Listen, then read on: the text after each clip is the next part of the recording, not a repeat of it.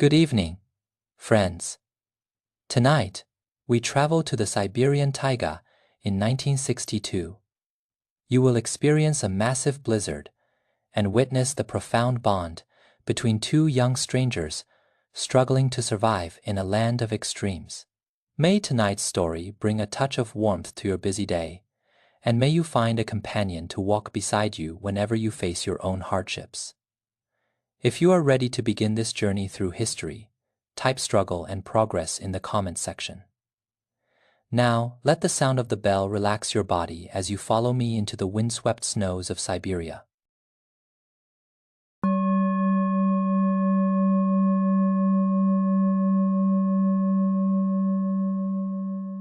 In the late autumn of 1962, the Siberian winds arrived at the Krasnoyarsk Krai taiga long before the snow. You have been jolted around in a military transport truck for 3 days, and the scent of diesel and frozen earth seems to have settled deep into your bones. Outside the window, the fir trees are endless, their dark green shadows casting delicate patterns on the frozen ground like ink crushed by the cold wind. In your arms, you cradle a dog-eared notebook on forestry. On the title page are the words "Here for the Development of the East," an inscription written by your teacher at the forestry school back in Moscow. You once thought these words would define your youth, but in the freezing Siberian wind, the paper feels as light and fragile as a frozen leaf. You are 19 years old, stepping out from the comforts of Moscow with the unmistakable air of a student. You even wear a pair of thick-rimmed glasses that look completely out of place at a logging camp. The iron cargo bed of the truck is crowded with over 20 young people just like you. Some lean excitedly over the railings and shout, while others huddle silently in the corners. But the young man sitting next to you leans against the side of the truck, his fingers constantly rubbing a worn, shiny tin toolbox on his lap, as if that bag is his only anchor on this journey. His name is Seryoza, 20 years old, a mechanical apprentice from Kharkiv. When he boarded, he bumped your arm, causing your notebook to fall to the floor.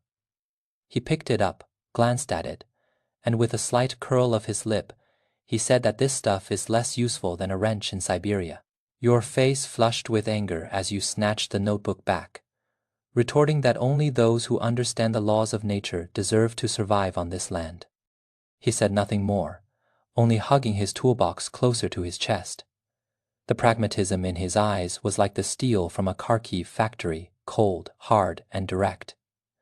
At that time, you thought he was crude and reeking of machine oil, the complete opposite of your develop the East idealism. You had no idea that this young man who mocked your books would become your strongest support in the coming blizzard. When the truck reached a logging site on the outskirts of the camp, an accident occurred. The tires cracked through the frosted layer of the road, causing the truck to skid violently. Seryoza's toolbox slid from his lap and fell into a snowy ditch by the road. Without a second thought, he jumped off the truck, shouting for his bag. To stay on schedule, the driver only stopped for 2 minutes before driving on. You watched him from the railing, his figure bending to retrieve the toolbox, looking as small as a lone bird in the vast white expanse. For a moment, a strange sense of unease flickered in your heart, but it vanished quickly as the truck turned into the woods and his figure was hidden by the fir trees.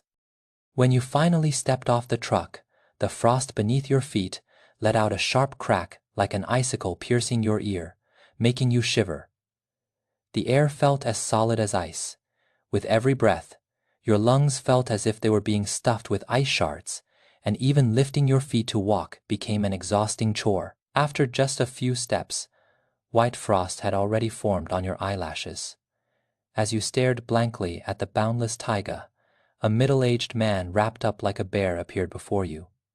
He wore oil-stained, felt boots and a thick military overcoat with the collar turned up. His face was weathered by the wind, and his eyes were as calm and sharp as a Siberian glacial lake. This was Ivan, the old section chief of the logging camp. A 62-year-old veteran of World War II, he had guarded these woods for generations. He spoke only one sentence to you, his voice sounding like frozen stone. Reach the cabin before dark, or you will be sharing a tree hollow with the squirrels. You didn't dare ask questions and simply followed his lead. His footprints in the snow were deep and steady, the mark of someone who had walked this land for a lifetime. After walking for about half an hour, you saw a thin wisp of gray smoke rising from deep within the forest, drifting stubbornly in the cold air. It was the chimney of the cabin. In that moment, that trail of smoke felt like the only source of warmth in the vast snowy wilderness. The cabin was a typical Russian log house, with walls built from timber as thick as a fortress. When you pushed the door open, a wave of warmth carrying the scent of firewood and potatoes rushed over you. The temperature inside was about 15 degrees Celsius, a completely different world from the negative 30 degrees outside. The heart of the room was a brick fireplace, where a fire blazed brightly, and the crackling of the wood was the only sound in the house. Ivan gave you a bowl of potato stew. The potatoes were soft and tender, prepared with very little seasoning or even salt. Yet as you ate, you felt it was the most delicious thing in the world. As the warm potatoes settled in your stomach, even the uncertainty in your heart seemed to be soothed away. Leaning against a heated platform by the fireplace and watching the dancing flames, you realized for the first time that survival was your most honest and pressing desire. You spent 2 days in the cabin, gradually becoming familiar with everything around you. The way the fireplace provided warmth, the location of the cellar, and Ivan's heavy silence. He rarely spoke, choosing instead to teach you through his actions. He showed you how to identify dry wood, how to stack logs under the porch, and how to draw water from the well. That water was bone, chillingly cold, yet it possessed a faint, crisp sweetness. You recorded all of this in your notebook. When Ivan saw this, he merely glanced at it without a word, turning instead to hand you a wood chopping axe with a handle polished smooth from use. On the afternoon of the 3rd day, Ivan suddenly looked up at the sky outside the window, his face darkening. Following his gaze, you saw a wall of grayish-purple clouds surging toward you, like a giant beast slowly bearing down. "The blizzard is coming," Ivan said, his voice quiet yet carrying an unquestionable authority. He told you to go to the nearby logging points to bring back the remaining young people, explaining that only the core cabin was truly safe. He handed you a thicker military overcoat and a kerosene lamp, warning you to keep the fire alive and stay inside once the storm hit. Wrapping the coat tightly around you, you stepped into the forest with the lamp in hand. The cold wind had already begun to howl, making the fir branches rustle and groan, while ice pellets struck your face like tiny stones. You walked in the direction Ivan had pointed, your heart pounding with uncertainty about who else might be out at those scattered logging sites. When you reached a dilapidated temporary shack, you heard a metallic clinking from within. Pushing the door open, you were surprised to find Seryozha. He was crouching by a fireplace, struggling with a screwdriver to turn a rusted and broken vent. His tin toolbox sat nearby, covered in a thin layer of ice with its zipper frozen shut. His fingers were bright red, almost turning purple. Yet, he stubbornly continued to turn the screw. When he saw you, he paused, in surprise, his brow furrowing, as he asked what you were doing there. You explained that a blizzard was coming, and that Ivan wanted everyone at the core cabin. Placing the kerosene lamp on the table, you told him that his broken fireplace wouldn't hold up against the storm. He glanced at the purple cloud wall outside, looked back at his screwdriver, and muttered a curse in a Kharkiv dialect before slinging his toolbox over his back and agreeing to leave. Without another word, the two of you walked side by side into the woods. The wind grew fiercer, and the ice pellets turned into stinging snowflakes. In your haste, you slipped on the ice, but Seryozha reached out and caught you. His hand was rough and calloused, but his grip was incredibly strong. "Follow my footsteps," he said, his voice tattered by the wind but still clear. His tracks in the snow were deep and steady, and as you stepped into them, the trek felt much easier. In that moment, you recalled what he had said on the truck. Perhaps a wrench really was more useful than a book in this land. By the time you reached the core cabin, the snow was falling in heavy, thick flakes, turning the world into a vast white void. Ivan showed a flicker of surprise when he saw you return together, but he simply nodded and noted that you had made it just in time. What followed was a period of intense preparation. It was no longer your burden alone, but a collaboration between you and Seryoza.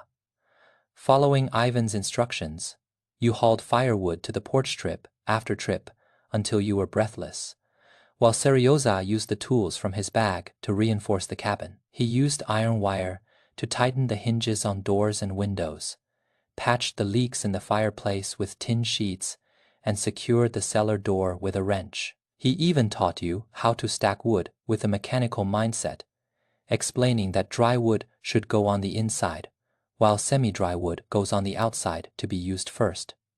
Comparing the strategy to shifting gears on a machine, you followed his advice, and the firewood was stacked neatly and conveniently. In turn, you taught him how to identify wood types, explaining that birch burns steadily and is perfect for stewing, while pine burns hot and fast for quick warmth. You told him these were the rules of the forest, according to Ivan. He crouched by the woodpile, listening intently and nodding as he felt the texture of the birch, remarking that trees, like machines, each have their specific purpose. While clearing the cellar together, you found mountains of potatoes, wrinkled onions, and sealed jars of pickled fish. In a corner, Seryoza found a jar of pickled cucumbers. He wiped the frost from the glass, opened it, and handed one to you, telling you it was a taste of Kharkiv that would keep you full and cut through the heaviness of the potato stew. The sour and salty flavor burst in your mouth, bringing a refreshing clarity that washed away some of your exhaustion. During a break, the two of you leaned against the cellar wall and talked about your families. He revealed he came to the logging camp to earn money for his sick mother. Factories in Kharkiv were struggling, and he had heard he could earn more developing Siberia. That tin toolbox had belonged to his father, and every tool inside had seen him through 3 hard years at the factory.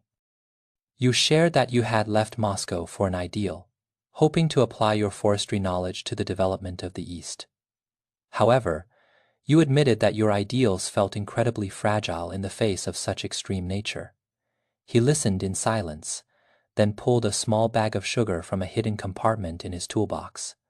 It was meant for his mother. He remarked that no matter how hard life gets, there must always be a little sweetness. In that moment, your prejudices completely dissolved.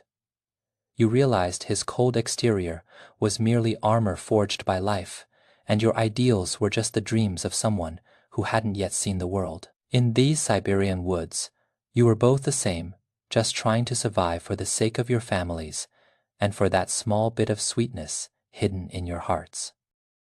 When Ivan taught you how to light the fireplace, you kept your notebook close, carefully recording the relationship between ventilation and the intensity of the flames. Seryoza, however, simply crouched by the hearth, studying its construction. Suddenly, he spoke up, suggesting that they use a sheet of tin to modify the ashtray, so the dust wouldn't fly out and the heat would stay concentrated inside the stove. Ivan paused for a moment, then nodded and handed him the metal. Seryoza's hands were incredibly skilled, and he finished the modification in minutes. Soon, the fire grew brighter and the heat intensified. Ivan looked at him and offered a rare smile, remarking that the boy from Kharkiv had clever hands, then turned to you and noted that the boy from Moscow had a sharp mind. You looked at Seryoza and noticed his ears turned slightly red, though a faint smile played on his lips. In that moment, you felt that this cold wooden cabin had finally started to feel like a home because of Ivan and because you had each other. The blizzard arrived eventually, and it was even more violent than Ivan had predicted.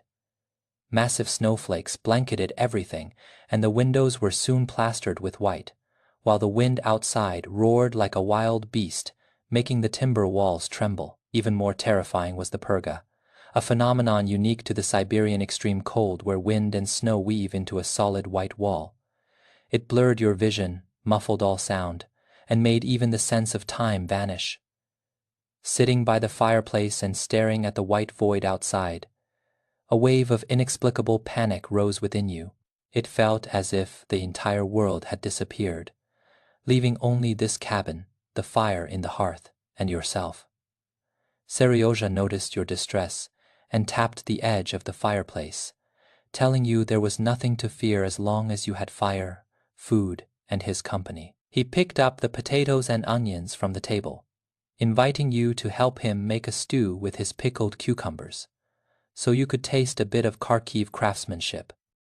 You nodded and began working alongside him.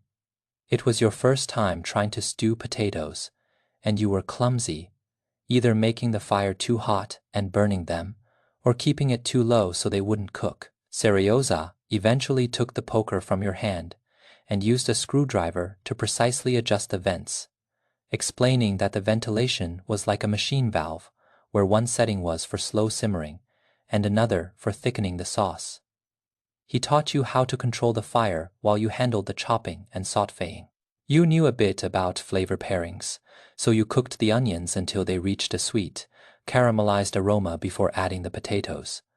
Seryozha cut the pickled cucumbers into small chunks, tossed them into the pot with a bit of water, and slid the lid into place. As the wood crackled in the stove, the scent of the stew began to fill the cabin, gradually dispelling the heavy oppression brought by the purga. Watching Seryozha work by the dancing flames, your panic slowly ebbed away.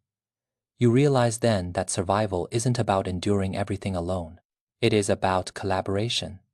Your theory combined with his practice, the potatoes you sliced and the pickles he added, and two people guarding a bowl of hot soup together by the fire.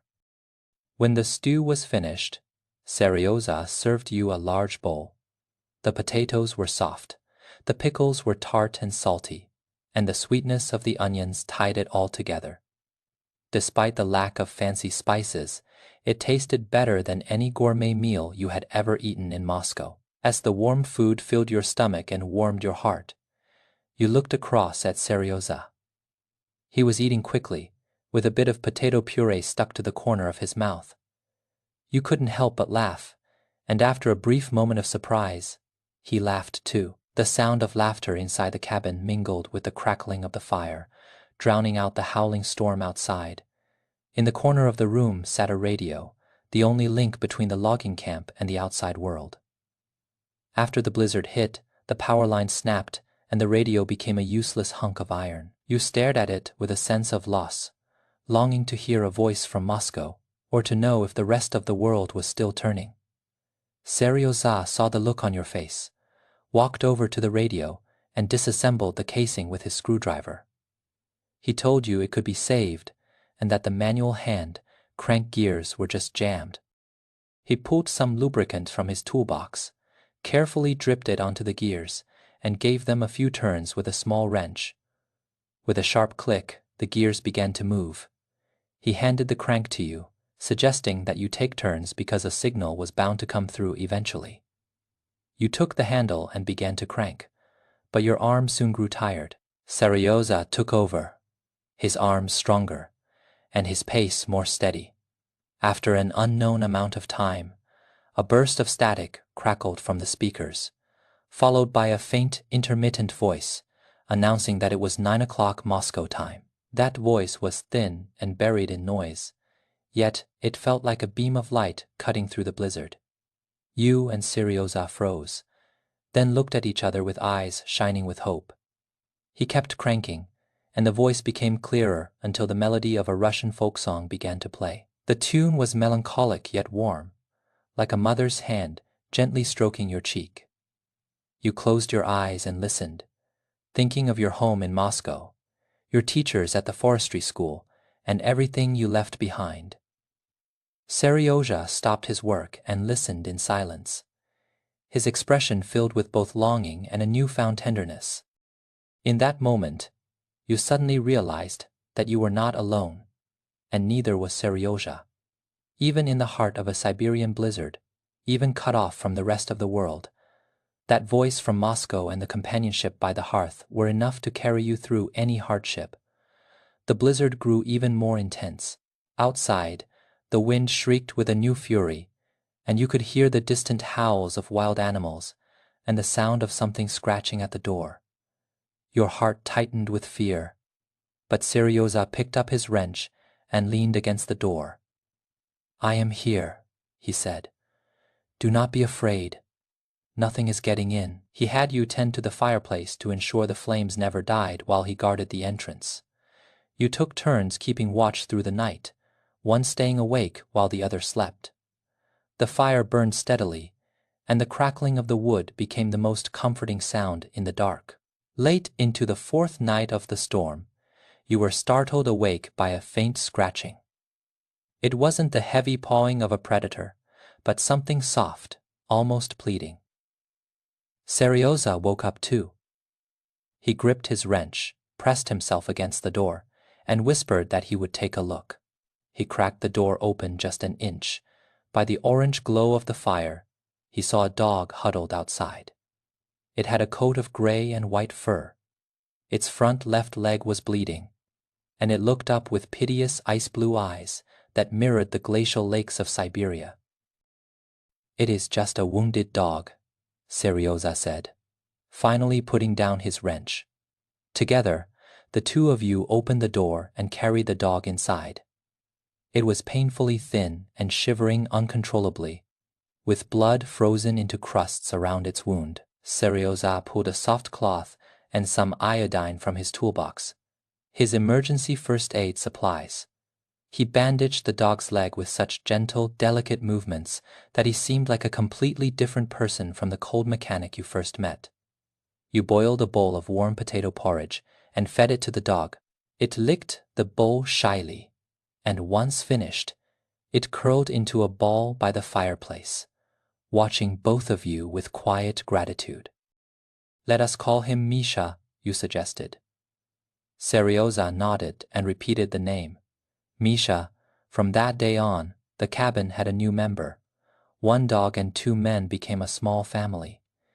Misha was incredibly intuitive, always curling up by the hearth right between you and Seryoza. When you stewed potatoes, he would watch you with a wagging tail. When Seryoza repaired tools, he would tilt his head in curiosity. With Misha there, the loneliness of the cabin seemed to fade even further. You and Seryoza began to talk to Misha, and even though he couldn't understand the words, speaking them out loud allowed your emotions to finally flow free. You spoke of Moscow and your forestry school, while he spoke of Kharkiv, his mother, and the factory. Misha just listened quietly, wagging his tail and nuzzling your hands with his head. Days during the blizzard moved as slowly as a frozen river, but with each other and Misha, the time was no longer unbearable. You added wood to the fire together, stewed potatoes together, cranked the radio together, and watched the endless white void outside the window together. You learned how to tighten bolts with a wrench and how to plan resources with a mechanical mindset. Seryoza learned how to identify different woods and how to use forestry knowledge to predict the weather. You influenced each other, adapted to one another, and brought out the best in each other. You were like two matching puzzle pieces, fitting together in this Siberian forest to create a picture of survival. You finally understood what Ivan meant when he said the fire must never go out. He wasn't just talking about the flames in the fireplace, but the fire in your hearts, the will to live, the trust in one another, and the hope for the future. This fire burned in the hearth and within both of you, burning through the blizzard, through the bitter cold, creating warmth and forging an unbreakable bond. After a time that felt like an eternity, the wind outside began to die down and the snow finally stopped. The purga dissipated, and sunlight began to stream through the windows, falling across the hearth over Misha and onto your faces. "The storm has stopped," Seryoza said, his voice carrying a trace of quiet joy. You nodded and helped him push open the cabin. In that moment, the sight before you was breathtaking. The entire world was draped in a blanket of pure, untouched white. The cabin was half buried in drifts, and the woodpile under the porch had become a small white mountain. In the distance, the fir trees were heavy with snow, sparkling in the sunlight like they were covered in diamonds. A profound silence hung over the land. There was no wind, no bird song, only the faint sound of sunlight hitting the crystals of snow. It felt as if the entire world had been washed clean. Misha was the first to bolt outside, rolling in the snow and barking happily with a wagging tail. You and Seryoza walked side by side through the deep drifts, the snow crunching loudly under your boots. It was the most beautiful sound you had heard since the storm began. You inspected the cabin together. The log walls were sturdy and undamaged. The fireplace was intact, and the supplies in the cellar were safe. Seryoza used his wrench to knock the snow off the woodpile, finding the logs underneath perfectly dry. Using your forestry knowledge, you determined that these supplies would last for a long time. Fortunately, everything is fine, you said. Yes, everything is fine, Seryoza replied. Just then, the sound of footsteps approached from the distance. Ivan appeared, carrying a sack of flour over his shoulder and some canned goods in his hand. When he saw you, a look of relief and pride crossed his weathered face. You made it through, he said, handing over the supplies. This is for the rest of the winter. Everyone else at the logging camp is safe too. Now, it is time to clear the snow. The days that followed were dedicated to recovery. You and Seryoza became the main force for clearing snow at the camp. Seryoza used his shovel to create a makeshift snowplow by tying wire to a wooden pole, making the work faster and easier. You used your notebook to map out a scientific route for clearing the snow, identifying which areas were thickest and which were prone to sliding.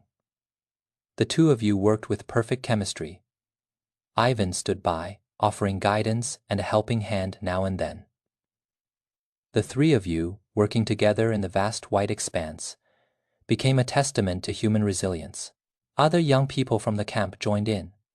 Everyone cleared the snow together, checked the logging points together, and repaired the facilities damaged by the storm. People who were once strangers became close because of the blizzard, supporting and helping one another. This was the law of this land in times of hardship. No one is ever truly alone. Misha's injuries gradually healed. Seryoza built him a simple kennel out of wooden planks, lined it with soft hay, and placed it right next to the fireplace. Every day, you cooked him potato porridge with a bit of pickled cucumber mixed in. Misha ate heartily and began to fill out, and a new spark of life returned to his ice-blue eyes. He became your shadow, following you and Seryoza wherever you went. Using his mechanical skills, Seryoza managed to repair the camp's simple generator. When the light bulb in the cabin finally flickered to life, the dim, amber glow illuminated the entire room, and everyone broke into cheers. The light was faint, yet in the vastness of the woods, it shone like a solitary star. Inspired by the resources and climate of the camp, you proposed the idea of planting cold-resistant vegetables near the cabin. Potatoes, onions, and cabbage were hardy enough to survive. Upon hearing this, Ivan nodded and remarked that the boy from Moscow had finally put his books to good use. Together with Seryoza, you turned the soil, sowed the seeds, and watered them. Ivan taught you how to grow vegetables in the Siberian permafrost, showing you how to keep them warm and protect them from the frost. The scent of earth mingled with the smell of snow, drifting through the forest. It was the scent of hope. As the days passed, the Siberian winter remained bitter, yet it no longer felt unbearable. You were no longer that idealistic youth from Moscow. You had learned pragmatism, resilience, and the art of building a life with your own two hands. Your thick, rimmed glasses had worn out and were replaced by a simpler, sturdier pair, and your hands were now covered in calluses. chopping wood, tending the fire, stewing potatoes, and gardening. Tasks you had never touched before were now the rhythm of your daily life. Seryoza had changed too. He was no longer the cold, hard mechanic from Kharkiv. There was a newfound warmth in his eyes and a sense of wonder for the future. He would sit with you by the fireplace and speak of his dreams. He talked about saving enough money to bring his mother to live near the camp, where the fresh air would help her recover. He said the camp needed a mechanic, and that he could stay to maintain the logging machines and the generator, guarding these woods forever. Listening to him, you felt a deep sense of peace. You knew that this blizzard had not only taught you how to survive, but had helped you both find your true direction. On a late autumn afternoon, the sunlight filtered through the fir needles, casting dappled shadows across the snow. You and Seryoza sat on the snow in front of the cabin with Misha lying between you, wagging his tail. Ivan sat nearby, smoking a pipe as the smoke rings drifted and dissolved into the air. Gazing at the distant taiga, the white wilderness, and the thin wisp of gray smoke rising from the chimney, you suddenly spoke up. You realized that true bravery was never about enduring everything alone, but about holding on together with those beside you. Seryoza turned his head to look at you. He pulled out that bag of sugar he had hidden for so long, unwrapped a piece for you, gave one to Misha, and popped one into his own mouth. As the sweetness spread, he nodded and agreed that no matter how hard life gets, having someone to stew potatoes with and shoulder the burden makes everything easier. With the taste of sugar in your mouth, you looked at him, at Misha, at Ivan, and at the vast Siberian forest. Suddenly, you felt a powerful sense of belonging. There was no Moscow glamour here, no Kharkiv factories, only the biting snow, the piercing wind, and the endless trees. But here, there was a fire. There was the aroma of potato and pickle stew, people to share the hearth with, a loyal dog, and the warmth of a true bond. The fire in the hearth continued to burn, and the crackling of the wood remained the most reassuring sound in the house. The scent of the stew drifted out again, mixing with the smells of firewood, snow, and sunlight. It floated through the Siberian woods, reaching toward the distance and toward the future. You knew that the Siberian winter was still long, and that there would be more hardships and storms ahead. But you were no longer afraid. You knew that as long as there was fire in the hearth, people by your side, and warmth in your heart, it would be enough to survive any winter and welcome your own spring. And the Siberian snow would remember. It would remember how, in the late autumn of 1962, two young men met in a blizzard, learned to trust one another, and shared a pot of potatoes by the fire. It would remember how they protected that warmth and carved their names into the memory of this land.